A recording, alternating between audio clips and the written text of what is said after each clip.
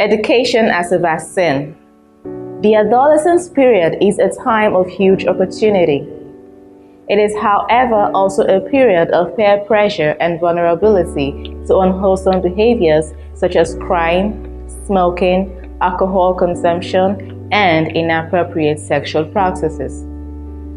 There's therefore the need to engage youths at this early stage of life to position and empower them with the tools and knowledge to become agents of positive change in the society. Education is crucial to achieving this important goal. Indeed, education can be seen as a vaccine to inoculate young minds against the lure and pull of vices and unwholesome or unhealthy practices that will mortgage their future. Education is fundamental to the growth and advancement of young people's lives globally. Ensuring access to quality education must be a key component of youth empowerment programs. According to a United Nations report on youth, approximately 10.6% of young people globally are non-literate. These youths lack basic numerical and reading skills and therefore lack the means to be able to sustain a living through full and decent employment. Nigeria has a large youth population. The youth make up more than 42% of the country's population of over 200 million people.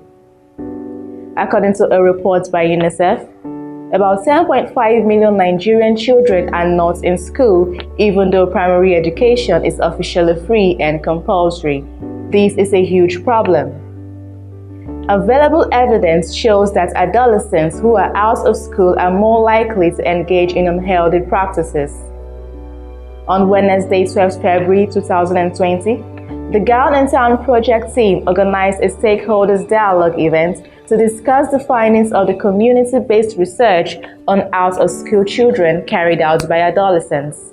I'm Dr. Adeshola Oluwafunlola Olumide. I work at the Institute of Child Health, University of Ibadan, and University College Hospital, Ibadan, and I'm the principal investigator for the Gown and Town project. The event, which was held at the Otumba Shubomi Conference Center, University of Ibadan, Oyo State, provided a platform for adolescents to present their research findings and recommendations to a larger number of stakeholders, including representatives of the Ministry of Education, researchers, school proprietors, as well as parents.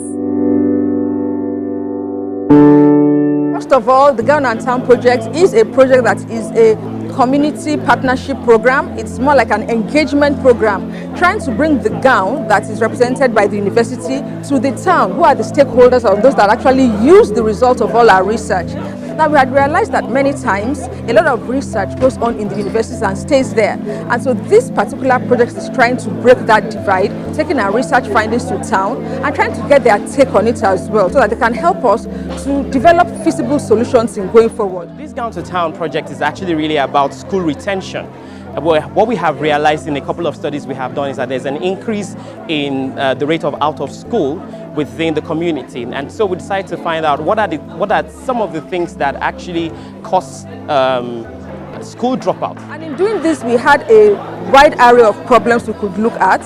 One of the problems very key to our own hearts in the Institute of Child Health is adolescent health problems. And we realized that many times during the adolescent years, people have a tendency to engage in health risk behaviors. Some of these include things like cigarette smoking, alcohol use, and unsafe sexual practices.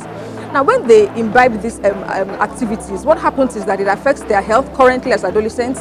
It affects their health when they become adults, and it affects their health and the health of their children when they start having their own children as well too.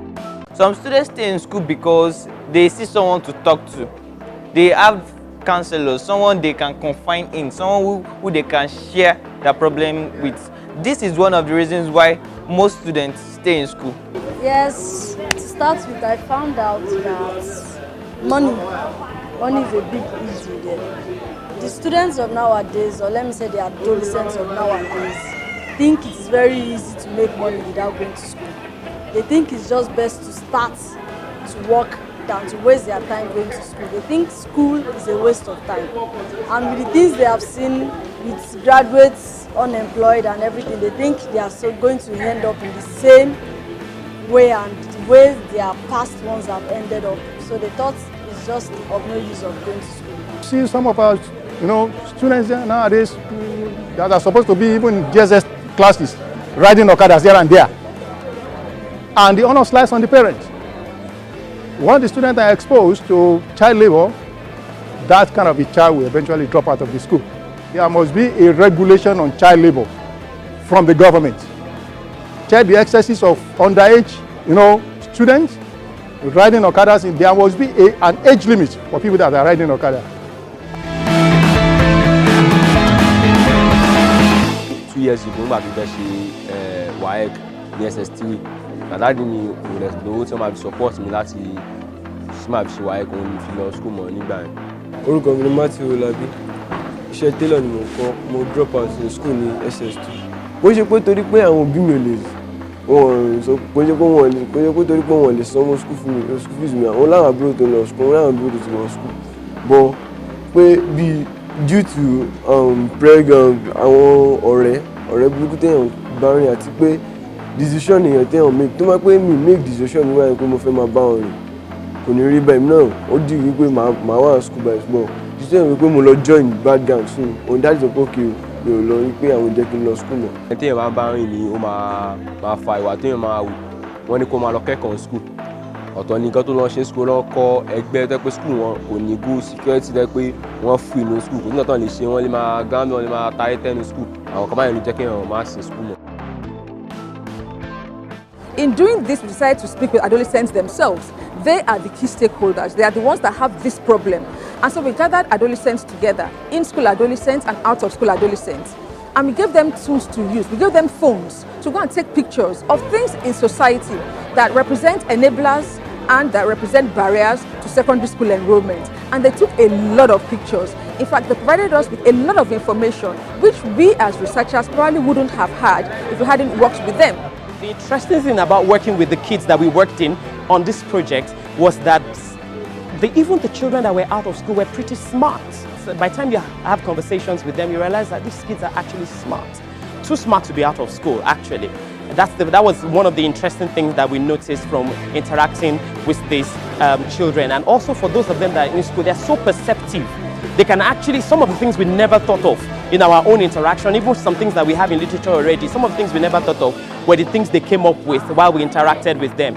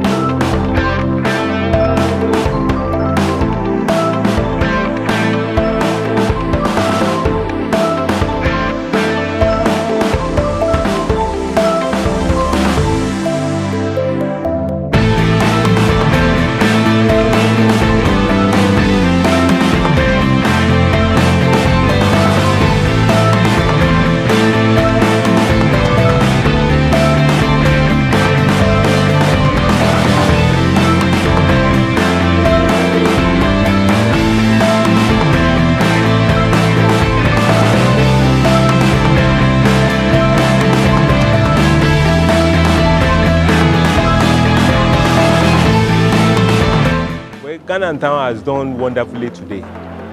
They have done everything possible to make the situation controllable and to bring an awareness onto every stakeholder to know the way forward. For me, I can say that my day has been made. I mean, there's no point we come here and then we push things. The government points at teachers point back at the government, students say the teacher is the school, and then the meat of the things, we have them right here among us. Out of school, they dropped out, and they are saying they were not ashamed to say that they dropped out, and they were also saying that if we have the opportunity, we will go back. So why should we block our ears to that and pretend as if we are not here? We didn't hear that.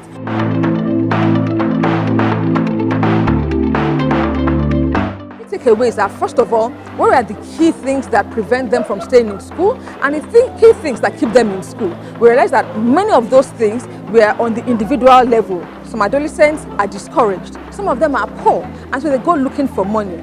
For those of the things that keep them in school, things like intelligence, those who are very smart tend to stay on in school. There were also a lot of barriers within the school system. Lack of infrastructure, lack of perimeter fences around schools. This makes adolescents go out anyhow, in and out. That was also a problem. Also from the education policy. The good thing is, in Oyo State right now, we have an excellent policy, which is that education all the way to senior secondary school level should be free. But we are now adding our voice to say that not only should it be free, it should be quality education. Because without quality education, adolescents will be put off and they will step out. Another key thing that came out of this program is the fact that all stakeholders have given us feasible interventions, little steps that we can take to ensure that our adolescents stay in school. Things like counseling adolescents, for instance. We do have counselors in school, but we hope that all teachers here today, even those who are not counselors, have gone out knowing that they can talk to one adolescent, they can talk to a second adolescent, and that would help along the way. Also things that government can do. With the out-of-school adolescents, for instance, that we interviewed, we have an assurance that some of these adolescents, if we can bring their names actually to the Ministry of Education, they will be taken back into school, and that really gladdens our hearts. Also, we have teachers saying that they are going forward to do a better job. So on the long run, I mean, for every single category of stakeholder, each person has one good thing, two things that they're going to do to ensure that our adolescents stay in school. And we hope that if they stay in school, they will become good adolescents, they will mature to responsible adults, and we can look forward to a better Nigeria in the future.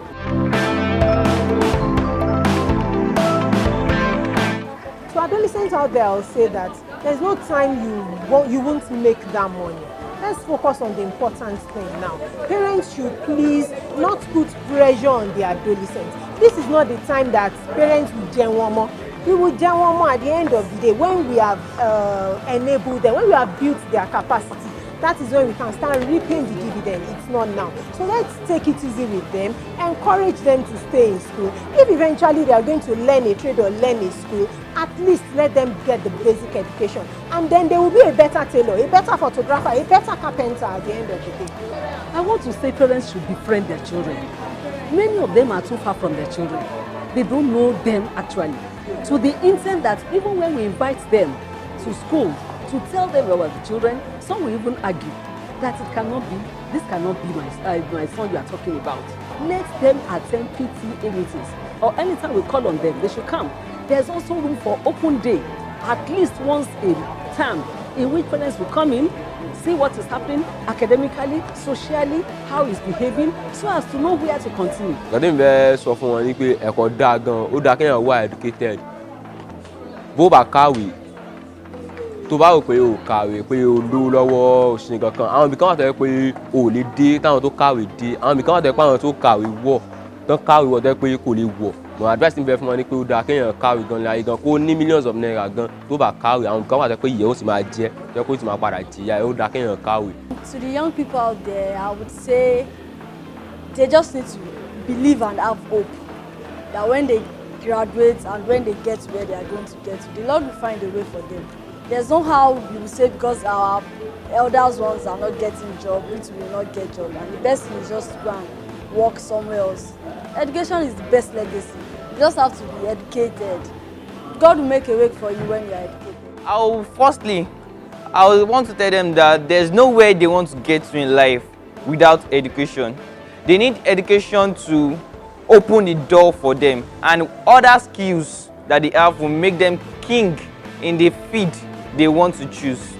I want to tell them that no matter challenges they are facing in school right now that will want to make them to drop out of school, or that has made them drop out of school, they shouldn't look at that. They should look at the future, what they want to become, their future ambition, and that should be the driving force that will keep them going all the time. They should keep looking at their goals, keep checking it every single day, and with that they will keep going no matter the circumstances. So what I would like to say to everyone that will listen to this or that have been part of this is, it's not so much, one thing we noticed that people pushed out the blame people were more quick to blame the government, to blame the school system, to blame the educational system, Ministry of Education and all. And very few people were considering, how have I contributed to this problem? What can I do to stop or influence or improve what we have right now? And so what we want to encourage, what I would like to say, is that people should begin to think, what can I do as an individual to increase the rate of school retention among young ones in the community?